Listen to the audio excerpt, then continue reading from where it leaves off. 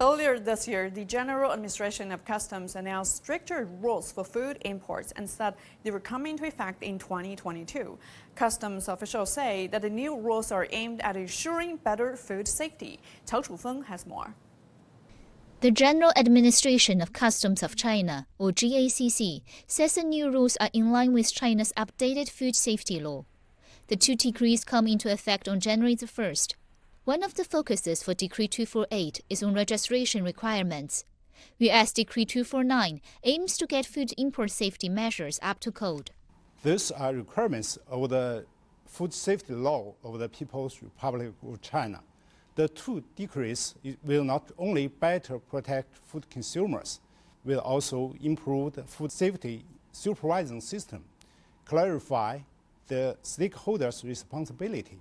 After Decree 248 is implemented, one significant change is that all overseas food manufacturers, processors, and storage facilities will now need to be registered with GACC. Among them, 18 categories of food, such as meat, aquatic products, are subject to the registration recommended by the competent authority of the home country. And Decree 249 will provide new enforcement tool for GACC to inspect food imports and suspend or prohibit food imports into China when violations are identified. These rules did face some oppositions. Diplomats from 7 countries have asked to extend the grace period for another 18 months, saying businesses need time to adjust. But GACC says these rules and their transition period fully comply with the requirements of international trade organizations. China notified the WTO of the two decrees in advance. We received comments from various parties and adopted all reasonable suggestions from related stakeholders. The transition period fully complies with the requirements of the WTO. And in terms of rolling it out, one business association says it is not as hard as some have imagined. As far as I know from the businesses, the documents needed for registration were the same documents provided at the customs clearance in the past. The rules only mean these documents must be provided in advance, so it's not difficult to prepare for registration. China's food import market is booming. In 2020, China's food imports exceeded $100 billion. This year, it's expected to have increased by 20%. Reuters has reported that some diplomats and exporters see the new rules as trade barriers. But Professor Liu Baochen at the University of International Business and Economics says China is still open for business. 20 years ago, our tariff was more than 23%, and now it's a little more than 15%. It's a substantial reduction for the imports of all food, comparable to the average of the whole world, only 1/4 of their average tariff rate. Since these new rules were announced earlier in 2021, Chinese customs authorities have held online courses to help businesses meet these regulations on time. China also plans to lower import tax even further on some consumer goods, including certain food products next year. Experts say this is a clear message that China still welcomes food imports. Cao Chufeng, CGTN, Beijing. Well, the new rules will govern food imports to China as demand has surged from the country's growing middle class. Some exporters have asked for more time, but companies closer to home seems to be better prepared, as CGTN's Martin Lowe reports. This company in Bangkok specializes in exporting Thai products to China. It brings together a wide range that includes fresh and processed fruit, rice, snacks and luxury brands, specially chosen for Chinese consumers in a market worth $90 billion a year. China is the world's 6th largest food importer. But under new rules to be brought in by China on January the 1st, every food and beverage item must now be approved in advance before it leaves its country of origin. Products from 18 categories must be registered to receive the required documentation.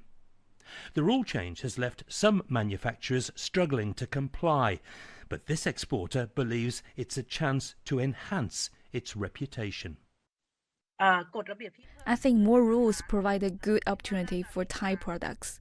Thailand exports many products. There must be some that don't reach the correct standards or are illegal, and are ruining Thailand's reputation. The new rules will make sure products are of better quality and will bring us an advantage in the Chinese market. The General Administration of Customs of China, or GACC, published the new rules in April and added further detail in October. Analysts say the regulations are needed to safeguard quality and safety among the huge quantities of food that arrive at Chinese ports. The European Union and some US companies have said they're not ready, leading to fears they'll miss the deadline, with some well-known brands temporarily missing from Chinese stores.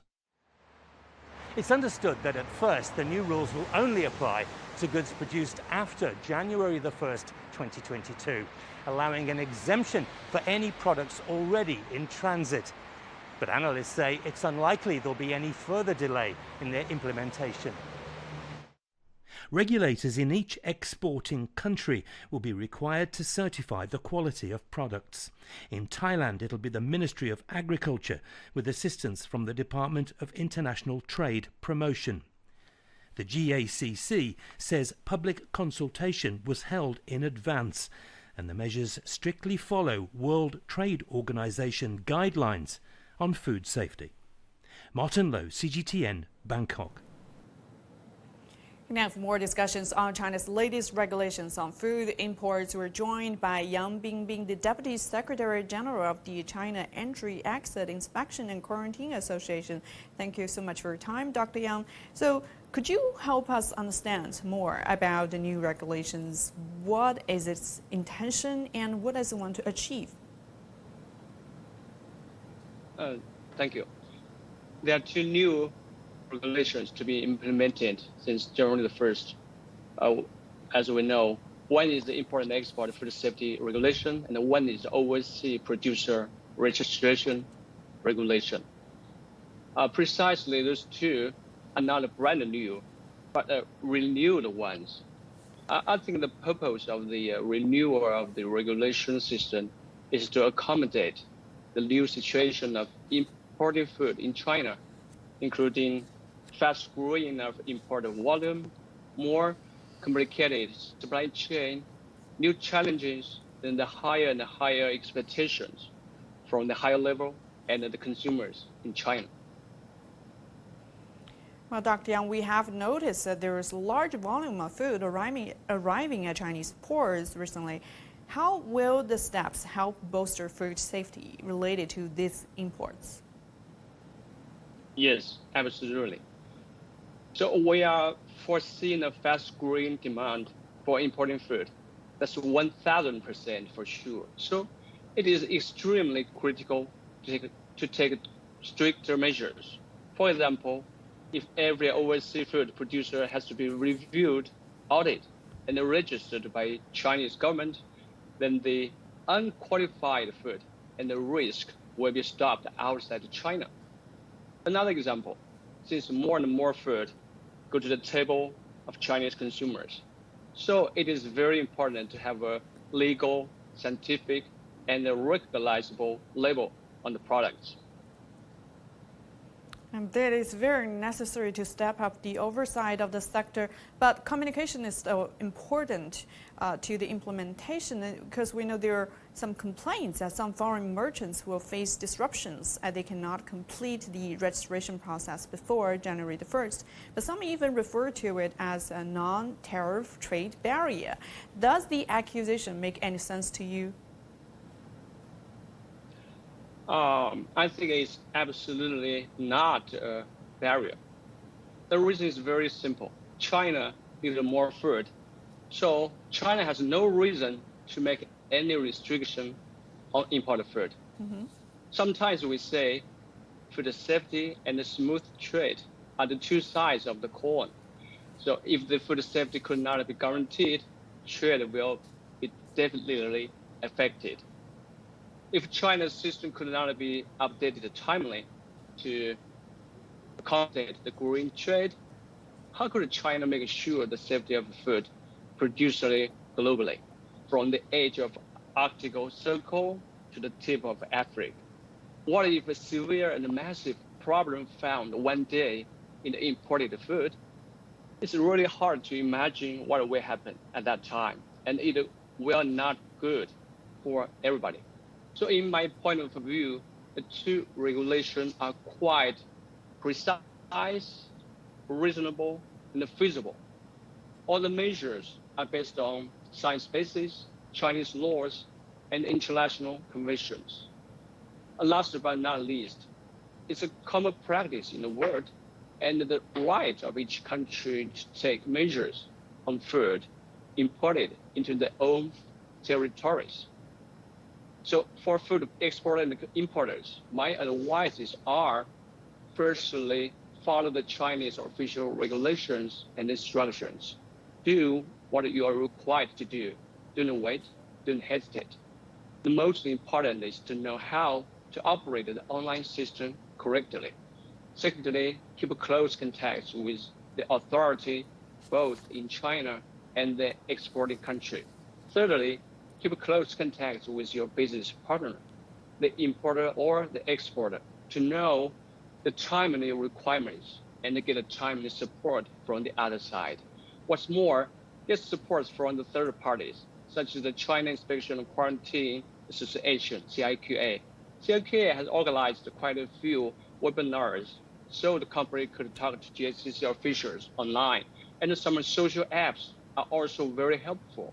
CIQA has the WeChat groups, and you could ask and get a quick answer in those groups. Thank you.